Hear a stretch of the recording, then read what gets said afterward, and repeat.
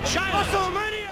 Hey, welcome to Saturday Shorties. Today we're looking at a toy of a character who's anything but short. So meet André the Giant. This figure was released in 1990 with all original body parts and was part of Hasbro's WWF or World Wrestling Federation toy line. And even though this line tended to be heavy on cartoonifying the real-life wrestlers, this one is probably the most realistic looking of the lot. Plus you can instantly tell, yup, that's André the Giant. Oh, right, André the Giant was a wrestler and movie actor in the 80s, but if I need to tell you that, why the hell did you even click on this video? Now where was I? Oh, right, he looks realistic, unsettlingly so in places. He's got a visible belly button and a right nipple. Most disturbing of all, there's just a little bit of a sculpted bulge in his waist area, meaning that Hasbro, or the WWF, or hell, maybe André himself, specifically wanted you to know this figure has a dick. No, you will never forget this knowledge. So yeah, lots of unexpected detailing on this figure. His facial expression is meant to be intimidating, but it looks more like he just walked in on Bastion Booger in the shower.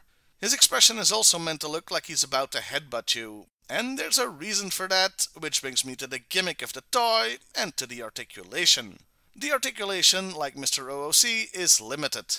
His arms can move up and down, in fact they can rotate 360 degrees, and his torso can bend, sort of, and that's it.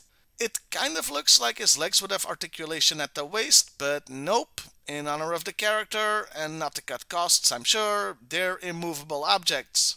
Anyway, the torso bends and springs back forwards when released to simulate a headbutt. This works both ways, so you can pretend time is moving backwards and he's unheadbutting somebody. Only it's not called a headbutt, it's called the Giant Jolt by the toy packaging. A so-called real wrestling move, even though André never ever had a move called that. It's just weird. Wrestlers had special moves with special names, you know, like the DDT, but they just made up a bunch of them for the toy line. Is there anything else to say about this figure? Well, the hands are huge, but that's not really too far out there, as André himself had huge hands too. And you know what they say about guys with huge hands? Hence the bulge. Told you you'd never forget.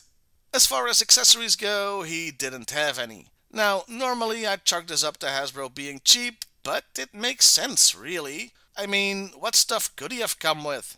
Some of the figures from this line did have accessories, but only if it made sense for the character. Like if the actual wrestler carried something as part of their gimmick. Like the Big Boss Man having a nightstick or Jake the Snake having a snake. Overall, this is a good action figure, though lacking in articulation, and a good representation of André the Giant. You could say the same about the whole toy line, really. It was cartoony and fun, exactly like the WWF was in the 80s and early 90s. So this was a good match, no pun intended for once. And it's a nice contrast to modern wrestling figures that try to look as realistic as possible, even when it's an undead zombie mortician. Well, I'll see you next time everybody, and hey, why not like, share and subscribe if that's your thing. André the Giant!